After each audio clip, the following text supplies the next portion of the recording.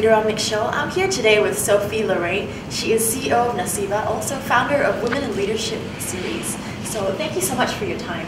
I understand you're a very, very busy lady. We're here, it's day 2 of the Women Leadership Forum series in Malaysia. How's it been going? It's been going well. I think we've had even more studious delegates than ever. Yesterday we finished the program at 7, we started at 9. Wow. And a friend of mine came and she said it's very strange because usually after lunch conferences are desertic. Correct. And here, I mean, they kept really interacting with each other until quite late in the afternoon. And it's not just about coming to hear the speakers share as well, it's also networking, right? It's mainly about trying to be as interactive as possible. So the sessions are conducted in a way where there's a lot of room for Q&As, and in the afternoon we try to have roundtables. So we leave the stage and we get the conversation going on within the different tables on different topics. How long has this been running, and what got you started? It started a while ago now. We're on our 12th edition, 3rd edition in Asia, but globally 12th edition. We started in 2008 in Dubai. Just simply, my organization is aiming at providing platforms for business in all sorts of, across different industries and different regions. But what we try to do is providing a place where people can conduct business. It's very simple. And during years of experience, I have noticed, and we have been several in the organization to notice that, is that we would host female, C-level female amongst our platforms, but they would always remain a little bit on the side, not entirely interwoven in the networking opportunities. Whether it's because they were putting themselves on the side or not, that's not really relevant, but it was happening. So we decided to actually create a gentlewomen's club. Right. So the format and the idea was not necessarily to discuss feminist issue, but to have a business platform more adapted to women business leaders, so they could conduct business, they could do trade, they could travel around and meet, other female business leaders in other regions of the world, and get to experience what naseba offers, but adapted to a woman. And things led from one another. And then here we are. 12 later, and then here we are. 10 years ago, did you imagine you'd be doing something like this? Before Naseba, what were you doing? Oh, I started in I've always been in PR and media. I was in university. I wanted to be a professor, so it was a little bit different. Right. But my career started as a PR for a concert. Then I moved into conferences for a large organization, and then I created my own company with some friends, and here we are. And here we are. 10 years later. Yeah. So what kind of impact do you think Women in Leadership has had on the participants, on the various countries that it's been in? My wish is that it has some form of lobbying impact, and it helps with regards to policy making, because I'm a strong believer in the fact that you need a framework to make things to improve in terms of gender diversity, and it's a platform as well for women and men, but for women to get inspiration from others and to get strength from one another to keep going. It's sometimes quite difficult to discuss what you're facing as a female leader in pursuing your career with your colleagues or with your friends. So this is an opportunity to do so without necessarily, complaining about it, but just sharing experience. It is as well, and that's very, very, very important. It's a platform for men to come and give their perspective, and to listen as well to the perspective of female. It is a very, very, I want it to be a very inclusive round table, yes. One of the KPIs for the team is to actually improve the number of male participants. Yes. So it's a very, very important aspect. Can we touch on that a little bit more? So you were talking about a space where women can share some challenges, not necessarily complain, but share. Yeah. What are some challenges you feel women face in leadership? Themselves. I think it's the biggest challenge, personally, because whenever you think there's no challenge or there's only opportunities, then things get quite smooth, or you don't notice them. I was saying this morning to a lady I was having breakfast with. I am probably the worst person to discuss female issues because I never, ever encountered any problem in my career, and I never thought about it that way. I never thought of myself as I'm a female. I just thought of myself as I'm Sophie. Yes. Yeah. So I think that's something we need definitely to work on. Is it mindset? My colleague, yeah, is it upbringing? I don't know. I don't know what made you it, just think of yourself as Sophie? What was the difference for you, do you think?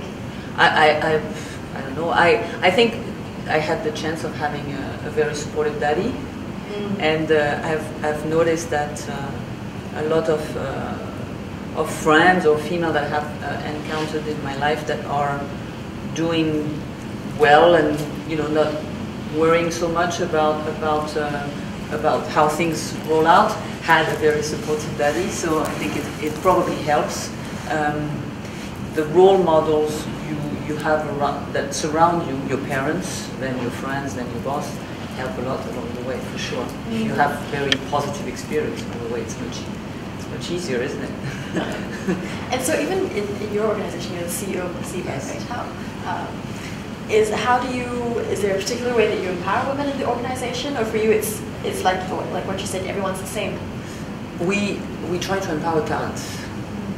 So I'm a total believer of diversity in the general sense of things, whether nationality-wise, religion-wise, culture-wise, and of course gender-wise. We are a small organization, about 200 people, but there's more than 35 nationalities. It's a young workforce. It's almost a full generation-wide workforce. So talking about diversity, here we come. We don't necessarily have a specific program because it's not such a big organization. However, we clearly welcome diverse and different perspective on things, because this is what we do. We're in the media and in the communication industry. So if we're not open to diversity and innovation, then we die. Correct, absolutely. And so is that what diversity brings for you, in your opinion? It's just a variety of perspectives. Is that the core strength of diversity? To me, yes. And this variety of perspective gives a complete different perspective to your organization, to the product you are offering, to the topics that you are discussing, and to the way as well you are doing things. So if I was set on what I learned 10 years or 15 years ago in my career, we would be delivering something that is a completely different experience than what we are. And what we are delivering comes from perspective of my employees, of my team members who come from a completely different background than I do, and are much younger than me as well, so have a completely different perspective on things. What's your opinion as well on the difference between men and women in leadership? Do you think there's a difference? Yeah, for sure there's a difference. What are the main differences you think? Is one more effective than the other? In certain situations, does one work better than another? Share what you think. Men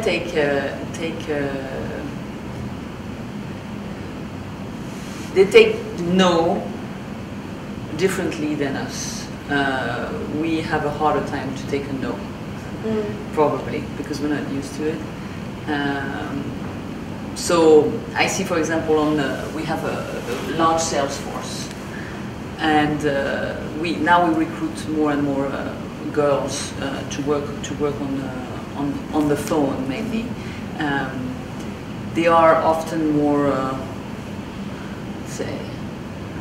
focused on what they do, but they take the rejection very personally. So if a client says, no, I'm busy, I can't talk to you, I'm not interested, they take it personally. Men have a tendency to completely brush it off and move on to the next one.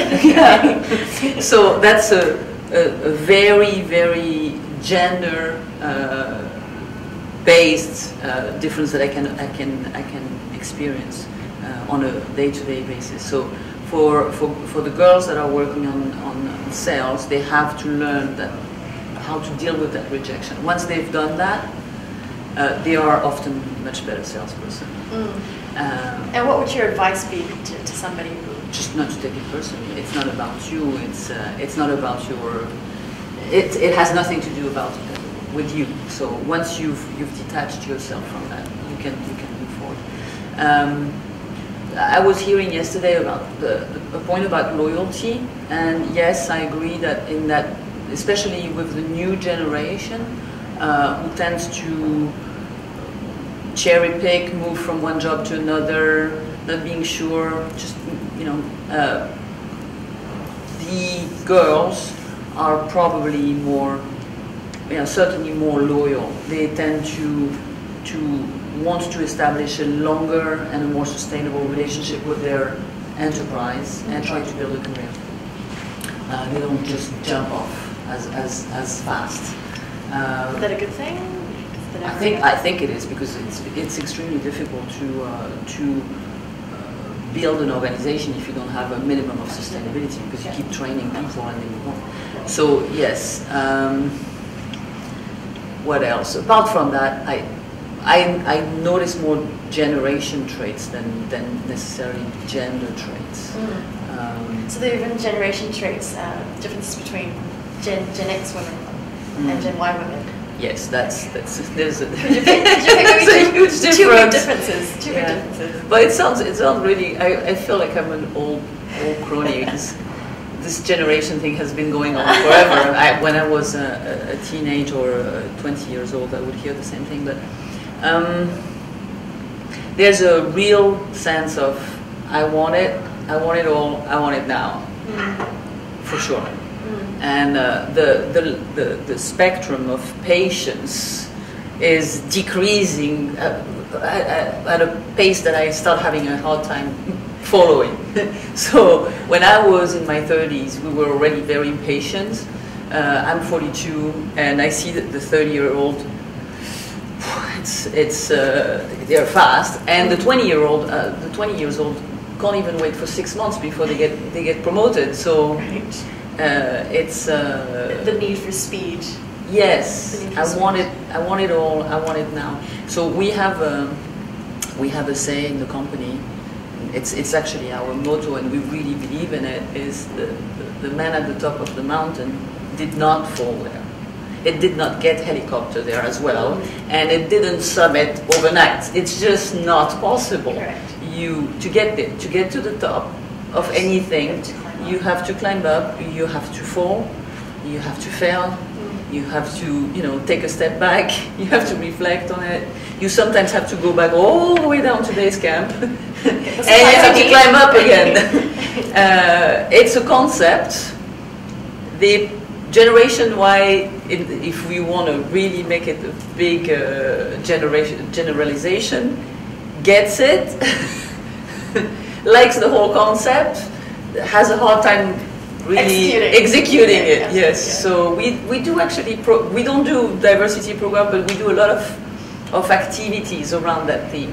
We promote within the organization a lot of activities around endurance, the understanding of reaching a goal, and a quite hard goal, and all the steps it takes to get to that goal, and the pleasure and the rewarding feeling that it gives you once you get there. Correct. So just to sum up, maybe could you give some advice to some women in leadership? Some sound words based on your experience. I think there's two major things I've learned along my career is never doubting of yourself. Men definitely don't doubt. They go for it. They don't just they don't think that much. We tend to think a lot. So not doubting and not giving up when it's the whole summit thing. You have to go to base camp and you have to just accept the pain and the failures in order to go up. It's a common sense say, but it's very true. And network. I have left that part of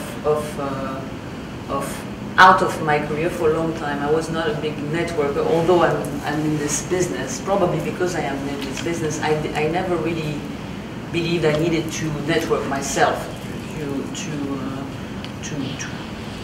increase or develop my career. I understand now the benefit of it. It's not necessarily it's not a shallow thing. It's something that is very important to build a group of trustworthy contacts around the world, and it develops you as a person, and it's a good way to develop your business as well. And men do that very well. Absolutely agree. We're not very good at that. Great. So great thoughts. Thank you so much, Sophie. Thank you. That was Sophie Le Ray, CEO of naseba, and also founder of the Women in Leadership Forum series. Thank you so much for your time.